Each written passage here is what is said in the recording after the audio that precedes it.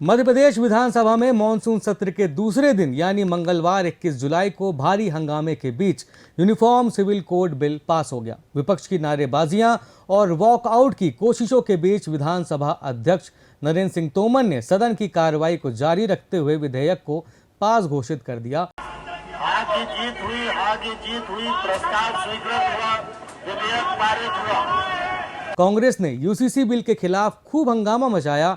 कांग्रेसी ये मांग करते रहे कि चर्चा यूसीसी पर नहीं, ओबीसी आरक्षण पर हो। नेता प्रतिपक्ष उमंग सिंघार ने बिल को सेलेक्ट कमेटी के पास भेजने की मांग की, मगर सरकार ने विपक्ष की मांगों को सिरे से खारिज कर दिया और बिल सदन में पास हो गया। इस मौके पर सीएम मोहन यादव ने कहा कि यूनिफॉर्म सिविल कोड बिल का पास होना मध्य प्रदेश के 8.5 करोड़ लोगों के लिए सचमुच एक सुनहरा दिन है। संहिता का बिल का पारित होना मध्य प्रदेश की 8.5 करोड़ जनता की ओर से प्रदेश की आधी आबादी के लिए एक समान दृष्टिकोण से, क्या हिंदू, क्या मुसलमान, क्या सिख, क्या ईसाई, सबके लिए एक समान कानून का लागू होना, ये वास्तव में आज स्वर्णिम दिन के समान है।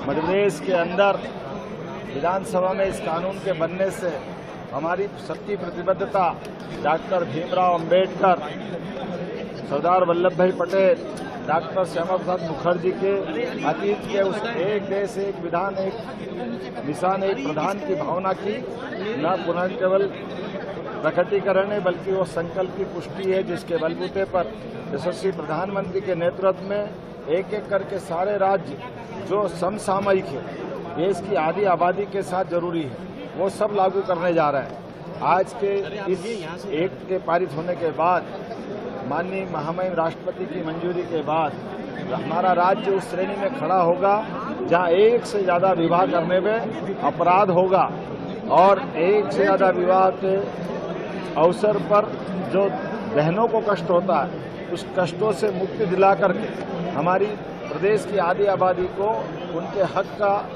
समर्थन सरकार के माध्यम से होगा। उन्होंने कांग्रेस के मचाए बवाल पर भी कटाक्ष कसा। सीएम यादव ने कहा कि कांग्रेस पार्टी से पूछना चाहता हूं कि वे हमेशा हिंदुओं और मुसलमानों के बीच बंटवारा क्यों पैदा करना चाहते हैं। कांग्रेस की इसी गलत सोच के कारण ही आजादी के समय देश का बंटवारा हुआ था। कांग्रेस से प्रश्न पूछना चाहूंगा कि कांग्रेस हमेशा हिंदू मुसलमान में क्यों अंतर करना चाहती है। राम और रहीम दोनों को हम अगर एक चश्मे से देखना चाहते हैं तो दोनों में भेदभाव क्यों होना चाहिए। हम सब भारत माँ के लाल, भेदभाव का कहाँ सवाल। दोनों भाई भाई के बीच लड़ाने का काम कांग्रेस ने वर्षों तक किया है और वर्षों के उस गलत कारण से भारत के अंदर अतीत के काल में जब आज़ादी मिली तो देश का बंटवारा कांग्रेस की इसी गलत मानसिकता के कारण से हुआ है। वहीं इस मामले में कांग्रेस विधायक जयवर्धन सिंह ने कहा कि समस्या ये है कि बीजेपी सरकार की सोच बहुत सीमित है। बीजेपी लिव इन रिलेशनशिप की बात कर रही है जो मामूली बातें हैं। और यहाँ अगर आप देखें तो भाजपा बात कर रही है लिव इन रिलेशनशिप की।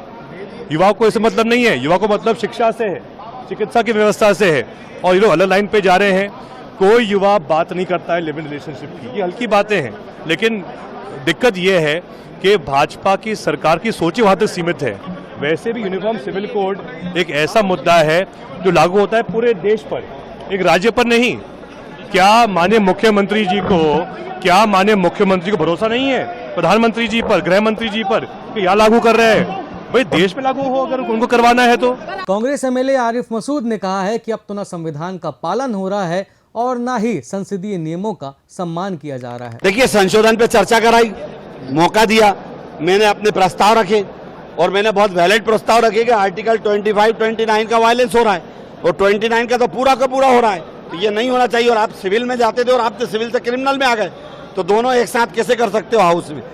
लेकिन 2 घंटे देखा हठधर्मी है, संविधान तो बचा नहीं है, मर्यादाएं बची नहीं है, बस जिद है कि हमें पारित करना, करा लेंगे। देखा जाए तो संविधान में यूसीसी को उपयोगी माना गया है और सुप्रीम कोर्ट ने भी कई बार यूसीसी लागू करने की बात कही है। लेकिन जीतू पटवारी ने प्रेस कॉन्फ्रेंस करते हुए कहा कि यूसीसी राज्यों के जुरिडिक्शन में नहीं आता है।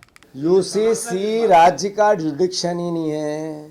यूसीसी सिर्फ ध्यान भटकाने की भावना है। देश अखंड भारत की बात करने वाले लोग राज्यों में अलग से अधिकार एक जैसे कैसे बना सकते हैं? ये उस रूल में नहीं आता है। ये आपका, जनता का, इनके पापों से ध्यान हटाने का षड्यंत्र है यूसीसी। आपको बता दें कि संविधान का अनुच्छेद 44 यूसीसी का समर्थन करता है और राज्यों को इसे लागू करने के लिए प्रयास करने को कहता है, लेकिन कांग्रेस के लोग यूसीसी को असंवैधानिक कहते हैं। खैर, इस मामले में मंत्री विश्वास सारंग ने कहा है कि कोई भी पुरुष अब 4 बार शादी नहीं कर पाएगा। हलाला जैसी पुरानी और गलत प्रथाएं खत्म हो जाएंगी। अब मध्य प्रदेश में किसी महिला के साथ अत्याचार नहीं होगा, अब उत्पीड़न नहीं होगा, अब कोई मर्द 4 शादी नहीं कर पाएगा, अब हलाला जैसी कुप्रथा समाप्त होगी, अब एक रूपता आएगी, समानता आएगी, हर बेटी को अधिकार मिलेगा, हर महिला को सम्मान मिलेगा, अब पूरी तरह से एक रूपता मध्य प्रदेश में रहेगी। बता दें कि 21 जुलाई को मध्य प्रदेश देश का तीसरा राज्य बन गया है जहां यूसीसी लागू होने जा रहा है। शब्दसाची आपको पिछले वीडियो में यूसीसी के कानूनों के बारे में बता चुका है। हम आगे भी यूसीसी से जुड़े अहम अपडेट्स आप तक पहुंचाने का काम करते रहेंगे। आपको अपडेट्स मिलते रहें, इसके लिए चैनल को सब्सक्राइब जरूर करें और एमपी में यूसीसी लागू होने पर अपनी राय कमेंट बॉक्स में जरूर दें। धन्यवाद।